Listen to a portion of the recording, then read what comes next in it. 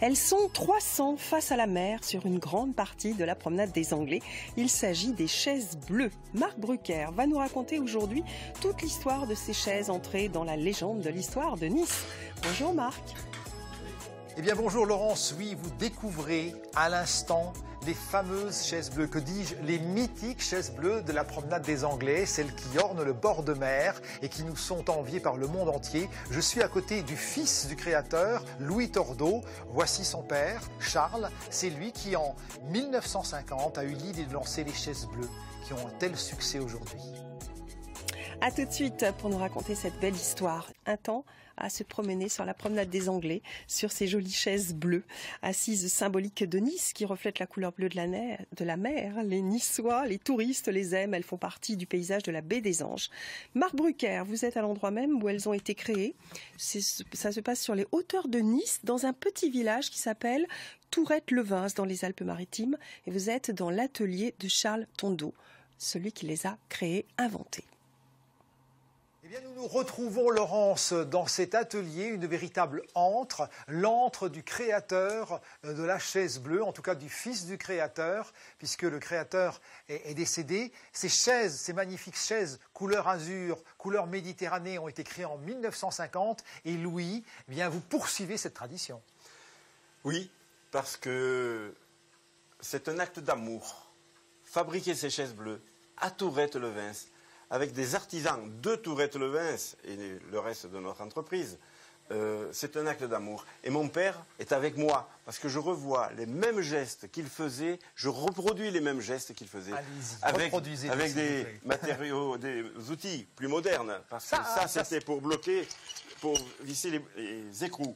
Bon, maintenant, pour visser les écrous, eh bien, ils ont des machines qui sont beaucoup plus... Si mon père avait eu ça... Mais il aurait fait moitié prix la chaise, parce que maintenant, voilà. Les écrous, c'est important, parce qu'il faut qu'ils résistent à la corrosion, à l'air de la mer. Alors, j'ai voulu faire de la qualité, parce que pour faire de la médiocrité, à mon âge, ça ne m'intéresse pas. Et notamment, même immatriculer, authentifier la chaise en mettant une plaque personnalisée au nom de la personne qui l'achète, mais celles-là, elles sont pour la commune de Tourette-Levens, qui est mon village natal, et que j'aime particulièrement. Donc, voilà. Ça, c'est... Que vous adorez, comme vous adorez faire ces chaises, et comme votre père aimait aller faire également. Et alors, ce qui est étonnant, c'est cette couleur.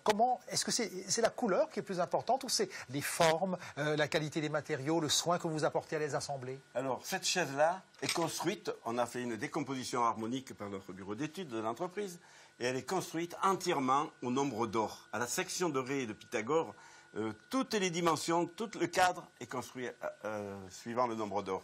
Et j'ai mis, qu'on ne faisait pas à l'époque, des écrous et des boulons en acier inoxydable. Parce que avant c'était... Et vous avez aussi laissé des trous pour que l'eau et l'humidité puissent s'évaporer. C'est ça. Les trous qu'on voit ici et qui permettent de ne pas créer de corrosion. C'est l'expérience de la chaise. Parce que mon père les réparait et il voyait les points faibles. Et ces chaises, elles partent dans le monde entier?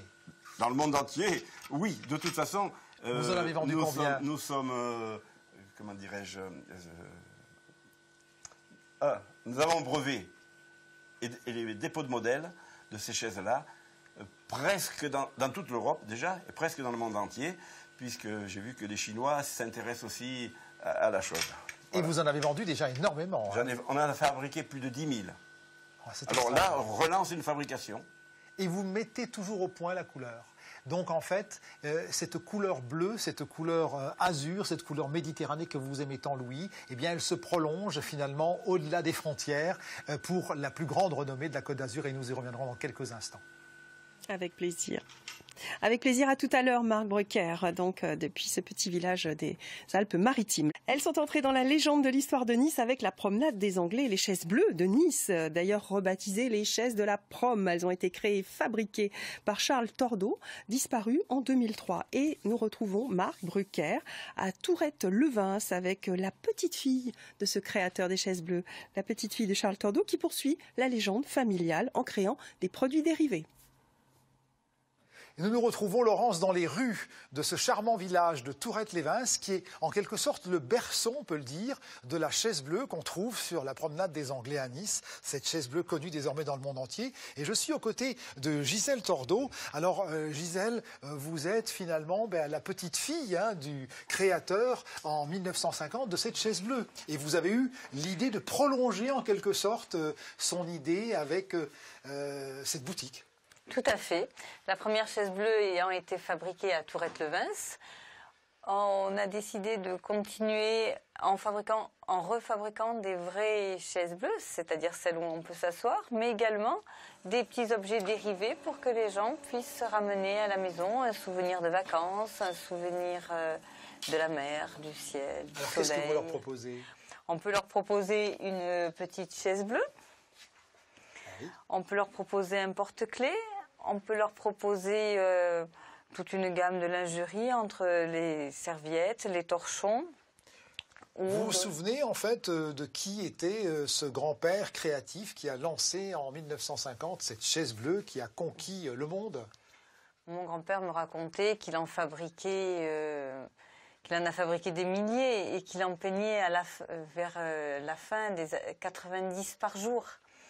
Donc il a inventé la machine à peinture, il a inventé comment fabriquer la chaise d'une manière optimum, avec le moins de chutes, le moins de pertes. Il avait un talent bien à lui. Un génie inventif, un génie créatif. Et finalement, on est venu le chercher aussi pour créer sa société. C'est un peu les propositions qui lui ont été faites, qui lui ont permis de développer sa société. Tout à fait. On est venu le chercher parce qu'on le connaissait pour son esprit ingénieux. Donc tous ceux qui le connaissaient, qui étaient en panne parce qu'ils ne savaient pas comment faire, viennent le trouver. Venez le trouver. Et alors vous, cet esprit du grand-père créateur, vous avez voulu le continuer vraiment parce que vous avez envie aussi de rester dans cette histoire qui est une histoire familiale. Oui, et puis en même temps, ça permet de savoir aussi d'où viennent les choses, d'où viennent notre histoire. D'où viennent les chaises. Qu'est-ce qui vous touche le plus justement dans cette saga familiale ? C'est une grande histoire qui a passionné toute la famille, depuis mon grand-père jusqu'encore aujourd'hui, tout le monde et même les enfants. Est-ce que vous pensiez que finalement les chaises elles-mêmes que vous vendez, mais aussi les objets que vous avez, pourraient avoir tant de succès ?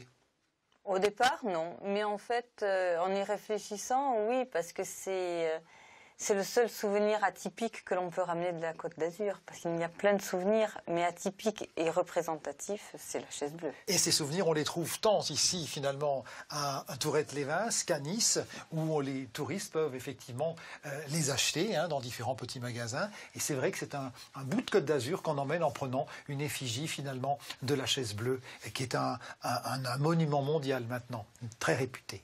Merci beaucoup, Marc Brucker, pour ce flash sur les chaises bleues de Nice. Merci à l'équipe sur place qui assurait ce duplex, Michel Rouleau et Frédéric Buis.